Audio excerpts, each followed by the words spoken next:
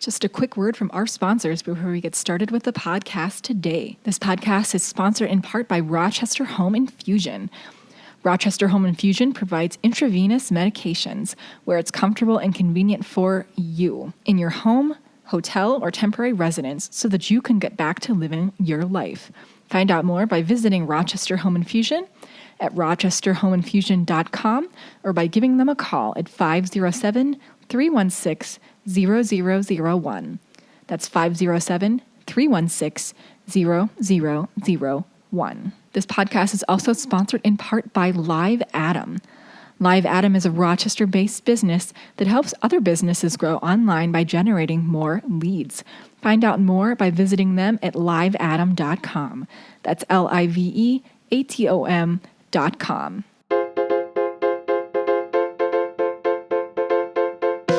I'm Amanda Leitner, and welcome to Rochester Rising, where I amplify the stories of Rochester entrepreneurs.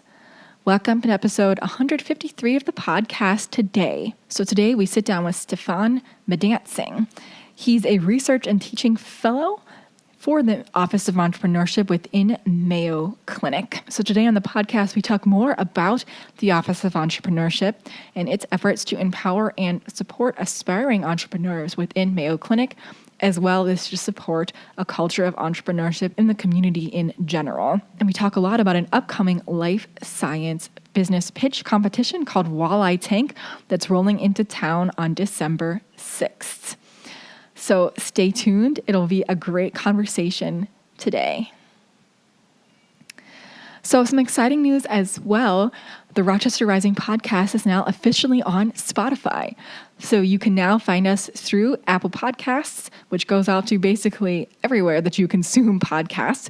But if Spotify is your preferred method, you can also listen into us there as well as on our YouTube channel. So our podcast is on all three sites now.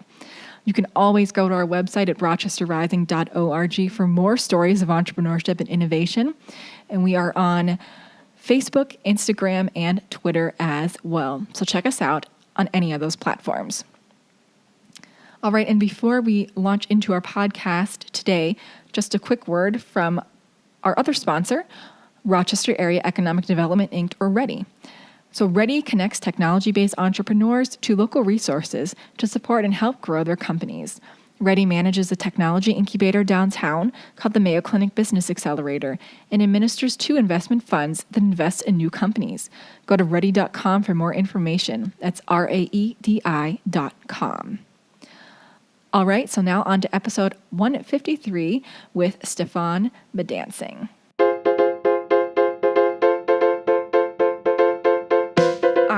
We're here to talk today about the Office of Entrepreneurship and Walleye Tank especially. So I'll start by asking you, what is the Office of Entrepreneurship? Because I don't think many people in the community really know too much about it. Sure. So the Office of Entrepreneurship is a office at Mayo with the goal of empowering and supporting aspiring entrepreneurs within the Mayo Clinic community.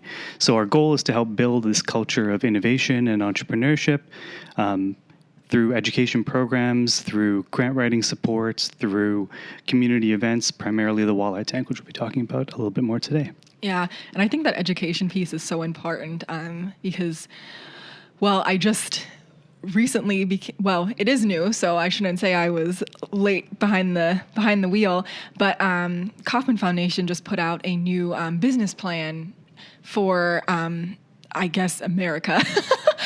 It's called I'll have to look it up, Start Us Up or something.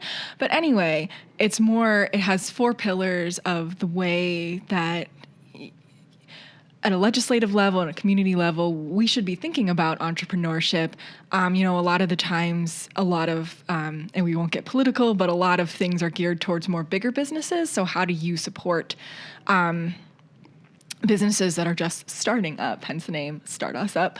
But anyway, a lot of it's focused around education, because if you don't know the proper tools, how do you build something that's sustainable and successful? So, that's a big step internally to Mayo and, based on Lean Startup, which is a huge push in the state of Minnesota too, to really adopt that technique. Yeah, the Lean Startup technique, which is what we really focus on from an education point of view. For me, it's not perfect, but it really helped the first time that I was introduced to it, and the second time I was introduced to it, and the third time I was introduced to it, changed and lit a light bulb for me about how to apply this like scientific, rigorous training that I had as a scientist and as an engineer to solving problems from a business point of view that just didn't make sense to me until it was pointed out in that framework. And it provides, I think, the set of tools that allow for communication to occur between people from different backgrounds that are, whether they be on the business side, on the entrepreneurial side, or on the science and technology development side, to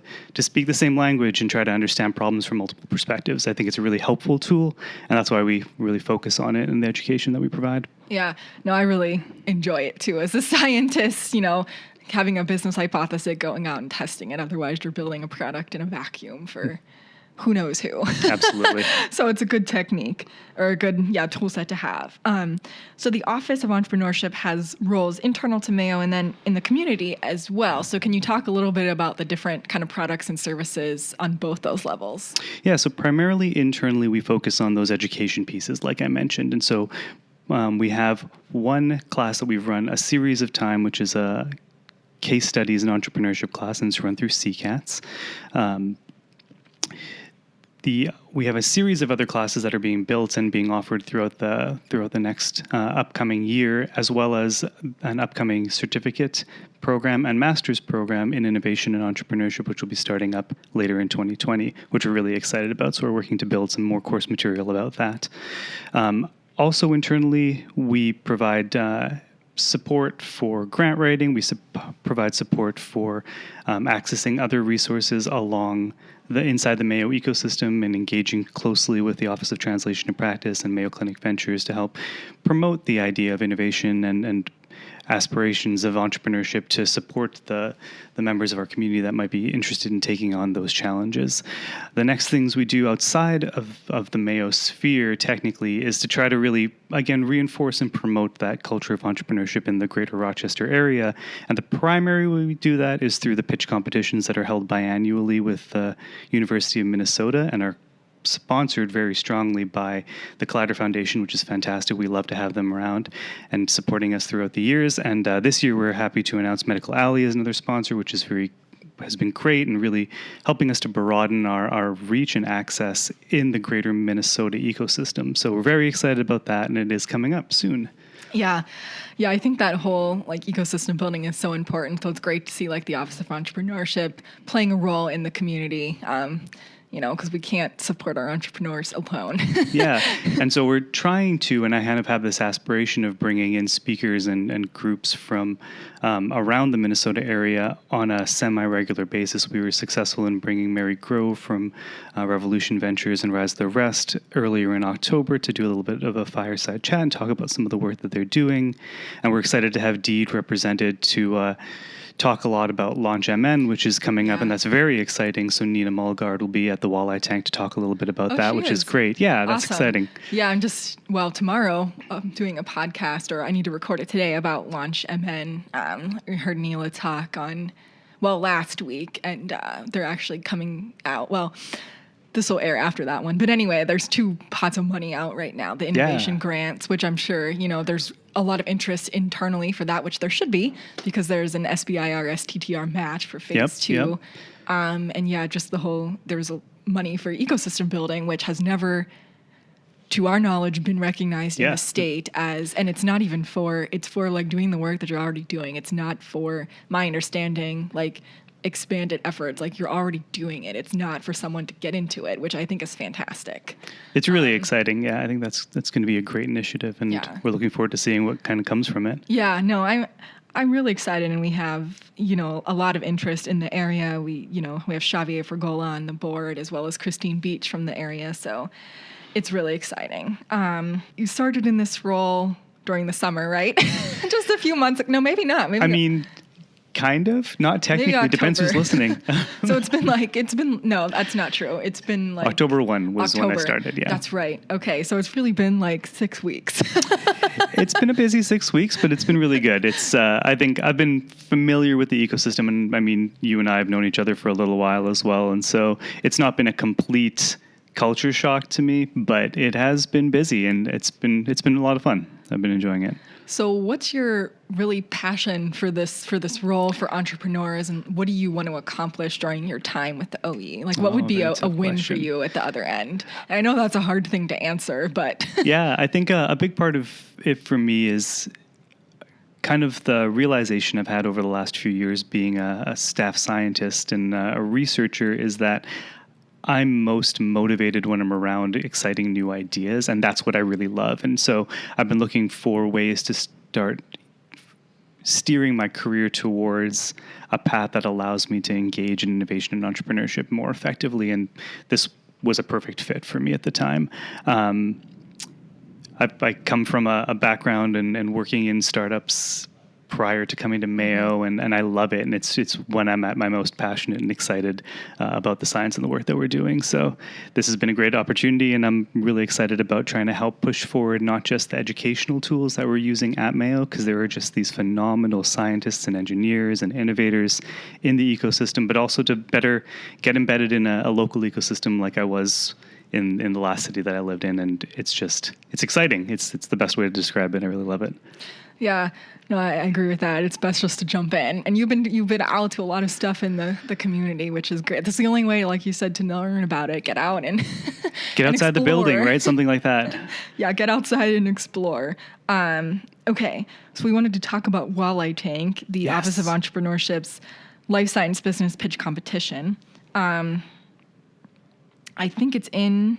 Is this the 8th Walleye Tank? I want to say 7th. Is it the 7th? I think it's 7th. I wanted to say that the Rochester ones were the odd numbers, and that could Minnesota ones are the even numbers. Well, it's been since 2016, so biannually. So whatever that ends up being.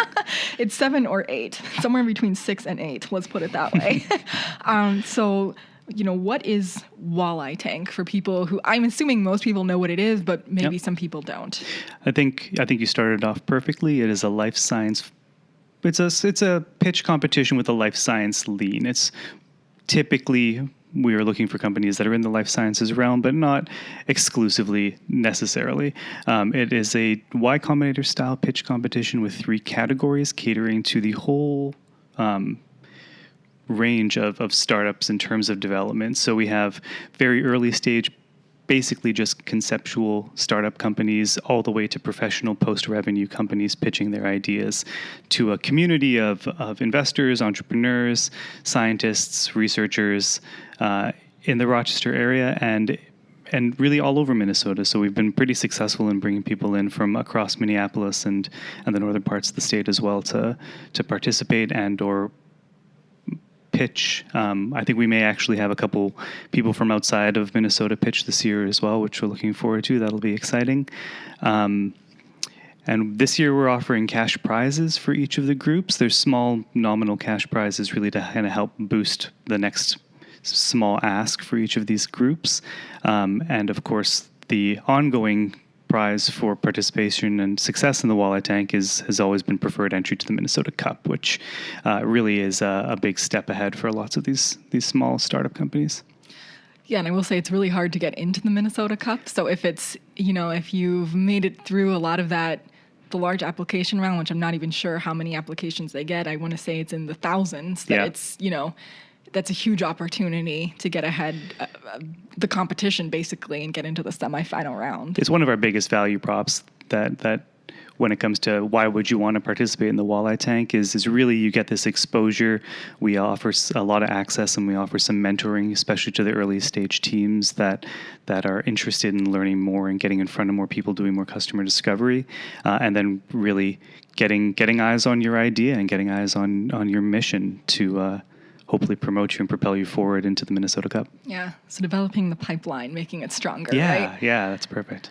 So for people who have a life science business, I think you talked about it a little bit there, but why should they apply and what do they get out of it besides money? Potential for a cash prize. The potential for a cash prize. The big one, I think, really is that preferred entry into the Minnesota Cup. That really is what a startup needs when they're starting into this journey. But also, one of the big sells here is that we are inside the Mayo Clinic walls, and you get a chance to present to scientists and people who may not necessarily be easy to access on a regular basis. So the opportunity for collaboration and the opportunity for promotion and the opportunity for exposure really is what we offer for participants that are willing to come to Rochester and say their 2-minute spiel. And the audience is usually pretty packed. It's usually 100 plus people. Yeah, we've been pretty so successful. why do people attend? What do they get out of that experience? That's a great question. I think for a big part of why people might attend is the interest in understanding the excitement around the startup ecosystem. I think people are always on the lookout for new ideas, the best next idea to help improve clinical care, especially as we have that life sciences lean. Many of these startups are looking to solve problems in the clinical realm, and that's Mayo's mission, right? Our goal is to improve the quality of care for patients, and many of these new technologies are hoping to accomplish that. Yeah, I think it's just kind of a huge pitch competition too, and you don't see that many around here. You know, we have Minnesota Cup, but that's in Minneapolis, so it's nice to have something that's run out of Rochester. And I know this is biannual, so it's, you know, here in December and then in Minneapolis in whatever April or May, whenever it ends up being. Yep. But yeah, it's definitely kind of a homegrown thing, and it's nice to see that here. Yeah, and I think it's important to mention, like you said, that it's homegrown, but it's also growing. Mm-hmm. And so I was up at the Minnesota Cup right when I started up in this new position a month ago. I know, it's gone fast. It has gone fast. But it was really exciting to see the Walleye Tank represented there as well and advertised there as a real part of the ecosystem, and knowing that this which Amanda has been instrumental herself in growing from its conception is really itself continuing to grow and become a more legitimate and credible opportunity for companies to share their ideas with the public, as well as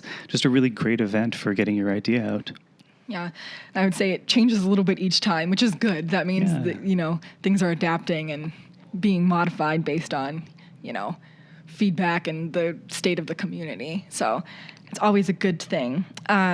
So how do people apply? When is the application due? Great question. So you can apply directly on the website, www.walleyetank.com. Applications are due on November 22nd, so in about a week and a half. We'll ask you pretty standard 5 questions about your business. What's your problem? What's your solution? How is it a business? Why now? Why you? The standard questions for any startup pitch competition. And if you have any questions, feel free to contact me. I'm sure Amanda will put my contact information available at the end of this podcast. Yeah, absolutely. So for people who want to attend, how do they get tickets, and when and where is the next Walleye Tank? So you can sign up for tickets on our Eventbrite, which you can link to from the website, again, www.walleyetank.com. The Eventbrite, that's free to register. It's free to participate. I should mention that as well. There's also a reception after, which has food and refreshments. So it's really the perfect event for any students that are listening right now. And it's Friday, December 6th. Okay. It's going to start at 2 o'clock in the afternoon. It'll be in Mann Hall in the MedSci building on Mayo Clinic campus. Awesome. Yeah, and Mann Hall is great. For people not Mayo employees, it's super easy to get in. It's right on the ground, the first floor. Yep. I can never remember. I'm very bad at street names and directions. I can't even remember where that is. I want to say it's on like 2nd Ave, but I'm going to put a map on the website. So that's the real Mann approach Hall. to this one. Yeah, Mann Hall. It's easily accessible. 2 o'clock, December 6th, Mann Hall. So I have some final questions for you to take us to the end. I didn't think we'd get to this, so I didn't tell you about them, but they're easy. They're easy. All right. So for people listening, what is one tool that's essential for you to do your job every day? What do you need? Oh, man, I hate being cliche, but I live on my phone now, and that's a bit of a sin. But I would say that, too. If I didn't have my phone, I couldn't do my job. I don't even know. I'm not trying to be an Apple promoter necessarily, but I've had this conversation recently, and I live and die by my Apple Watch as well. It's just one of these great tools that I can get enough information I need without being totally obnoxious, or at least I don't think I seem like I'm being obnoxious when I check it. I hope somebody is telling me that I am if it is really obvious that I'm reading notifications on my watch, but so far nobody has said it, so I'm going to continue with it. I think everyone assumes you'll just check it, and then if it's an emergency, if you need to look at it, you'll leave, and if not, then you just ignore it. But no, I agree. This morning, I couldn't get the one Gmail calendar to hook up to my phone. And that's actually a problem, because if you don't get notifications, I can't look at my calendar all day. So that's a problem. As much as I hate to admit it, I Mayoized my phone, which means I get my calendar on my phone now, which has been imperative for this new position as I'm constantly in meetings in random rooms all over campus. And without it, I would have no idea where I was going. I live and die by my calendar. I completely agree with that. What have you found to be one key resource in the community that's been really helpful, whether it's at Mayo or external? I'm going to say Rochester Rising, and that's just a shameless plug. But, I've been trying to take advantage of the presence that the Office of Entrepreneurship has at the Collider co-working space. And I think that's been a real support network for me in a way that I get to be somewhere that I get to see people doing the innovation and living the work. And that's been really important. And so I'm glad to be able to spend like about a day here a week. I don't often get to spend as much time here as I'd like to, but it's a really great place to feel the energy of people working on exciting ideas and being excited about their work as well. It's been a really nice addition to the work I'm doing on campus. Yeah, it's a fun space. In the winter, we're sort of balancing, regulating the temperature, not too consistently. It seems like it's super hot out in the main area right now, I think. I'm not going to lie, I miss Houston, so I'm okay with it. It's good for you. What's been one book, podcast, article, whatever, that you've read recently or consumed that you found insightful? Oh, man. I'm going to say two because I can't think of a good one. So if you're familiar with Gimlet Media, they do a podcast called Startup about startups, literally about them starting up Gimlet Media, which I've always really enjoyed. I enjoyed it when it first started coming out. I really specifically enjoy the episodes where they're talking about the formation of Gimlet itself. But most recently, they've been going through their acquisition by Spotify and talking about that process. Wow. And as a startup founder myself and going through a lot of those challenges, it's really, it's there's a bit of me that finds it really refreshing to recognize that there are very successful people that struggled with the same problems that we struggled with on a regular basis, and that's nice. It's helpful to have that insight. And the other one that I've been listening to a lot is Masters of Scale, which is a lot of fun and really, really good kind of short snippet windows into problems that large companies that we all are familiar with have faced, and they are very good about providing key insights as summaries throughout those episodes. I like them a lot. I do listen to Gimlet. Gimlet has a lot of different so podcasts. Many good ones. Yeah, so many good ones. Sometimes it gets overwhelming how many they have, but Reply All's the best. Yeah, that sounds like a good one. I'll have to add that to my list. My last question: how do you maintain wellness and balance in life and work? Oh man, and there is no full answer. There is no full answer. So I'm not going to get on a soapbox about this question because I think about it a lot and it's pretty close to home for me. But I did get a chance to do a wellness and leadership retreat recently, and we talked a lot about this concept of like balance, trying to balance your life. And I'm actually a big proponent of trying to remove that word from our vocabulary and how we evaluate where we are and how we feel about our day-to-days. Because for me, trying to balance my lifestyle, which is a lot of work and often a lot of play, just seems like another thing I need to do to manage my time better. And there's nothing I find more stressful than the idea that I'm managing my time poorly, because efficiency is everything, right? If you're going to hustle hard, efficiency is everything. So my goal is to just to kind of take that word balance out of my vocabulary and to approach wellness from the point of view of making sure that I'm comfortable with where I'm at periodically and repeatedly throughout every day, so that I'm present and that I know that what I'm doing is something that I enjoy. If I don't enjoy it, I need to reevaluate why it is that's something that I'm doing, and whether or not the pros outweigh the cons, for example. Yeah, no, I think that's very fair. The worst thing we want to do is stress us out even more by realizing we have no balance. Yeah. So yeah. Otherwise, I need to be doing a million things in a day to achieve something that looks like what somebody else might consider balance, and that's not what I'm trying to do. So, yeah. I always think it's funny, not that it's a bad thing, but when people schedule like fun onto their calendar, I'm like, isn't this just like the anti-fun? Yeah, like, it's I get it when you need to put it in like your schedule, but it makes me kind of sad because sometimes I have to do that too, and that's just not a place I want to be. And sometimes work is fun. Like sometimes I really genuinely enjoy what I'm doing. I'm genuinely enjoying this conversation. So I didn't need to schedule fun into this time. It's something that I like to be doing. So it's great. I think that's a different perspective and a way of reframing the challenges that we have when it comes to managing our time. Well, that was my final question for you. I'll ask you for any last thoughts and where people can find out more about Walleye Tank again, just so they make sure they have it. Yeah, so please visit us online, www.walleyetank.com, if you're interested in participating as a pitch or having your company pitch in the competition. Please apply on our form there. If you're interested in just visiting and coming to check out the event, please sign up on our Eventbrite page, and I look forward to meeting you there. Awesome. Well, thanks for taking time to do this today. I appreciate it. Yeah, all right. Have a great day. Thanks so much to Stefan for being on the podcast today. As he said, applications for this year's Walleye Tank are due this Friday, November 22nd, so get yours in. You can find more information at walleyetank.com, and you'll see that website in our show notes as well.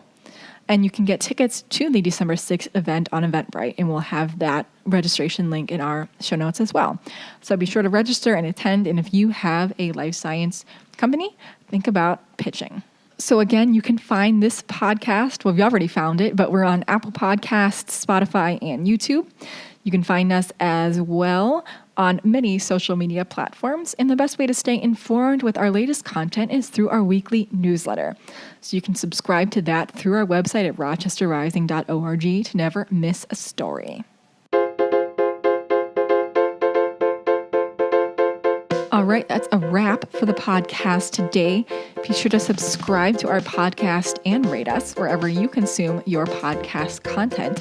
And we'll be back again next week with a brand new episode.